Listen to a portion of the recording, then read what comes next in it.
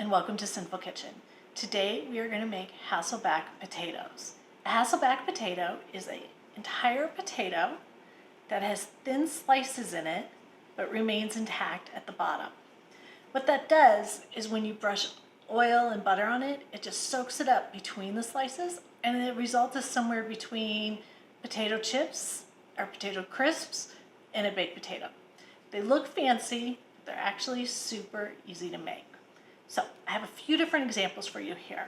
The first one, which I had in my hand, is one that was done in an air fryer. It's been out for a little bit, so it's kind of getting soft, but you can see it's crispier.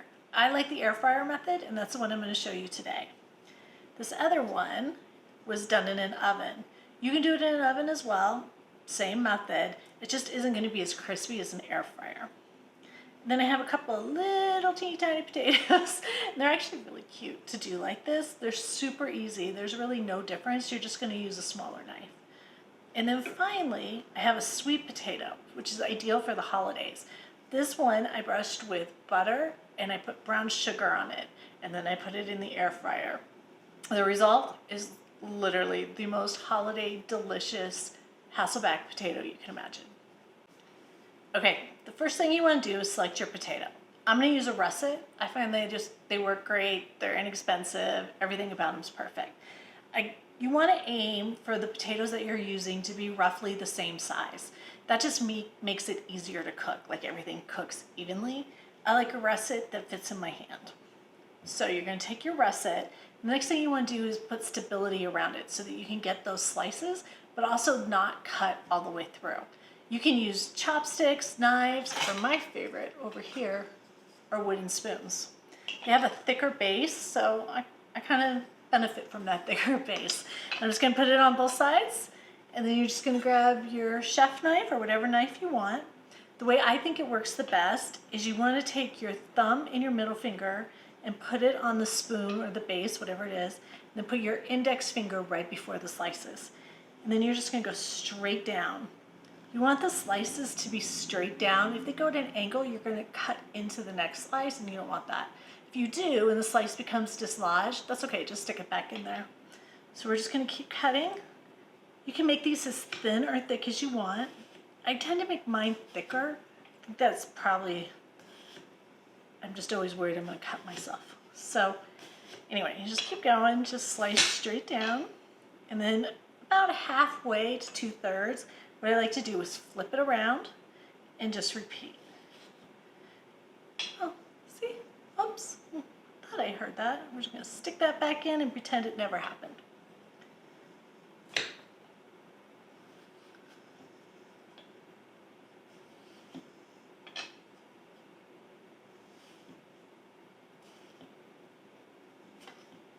All right. So now we've sliced it. It's a little rough that time, a little camera shy, but you can see that you've got all these nice layers in it. So what we want to do now is fill those layers with like butter, olive oil, some garlic, some spices, and some herbs. We're not going to be shy about it. This is not a low-calorie endeavor, but it's so good.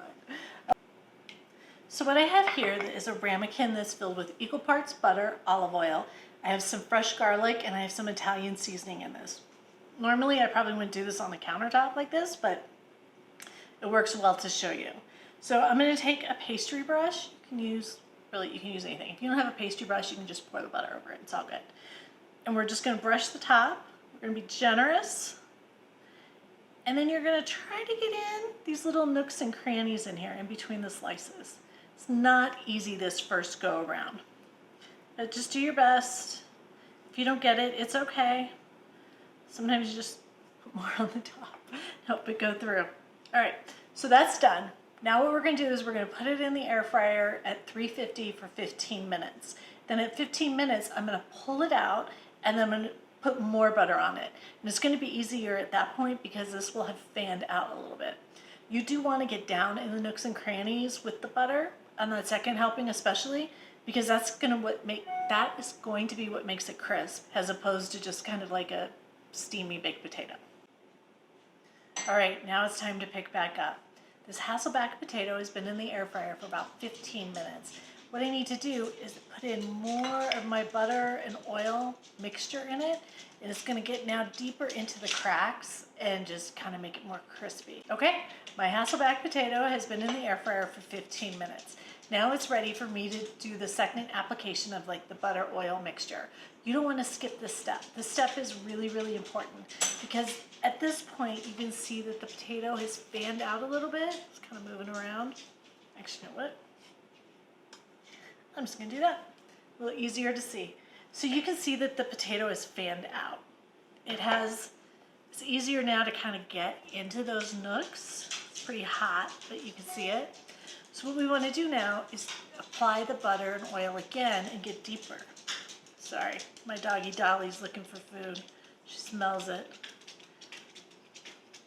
So I like to go over the top, and then I just kind of take a knife or a fork, wedge it open a little bit, and get in there.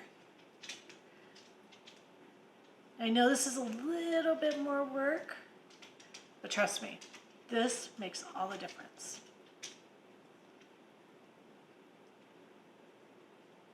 Normally I do this in the basket, but so you could see it, it made sense that I ripped it out. Sorry, Dolly's really hungry.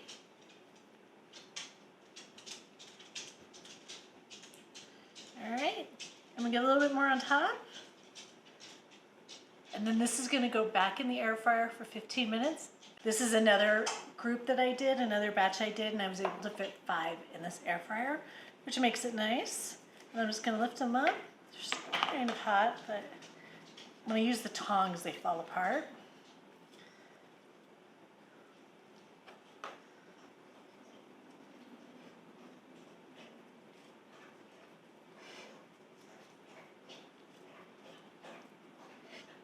Okay, so you can see just how beautiful they are. This one especially is just nice and crispy. They have gorgeous accordion shape. Now all you've got to do is garnish them if you want. You don't even have to. Just throw some stuff on there. My favorite, flaky salt. Flaky salt makes everything better. And that's it. We're good to go. We're ready to serve these.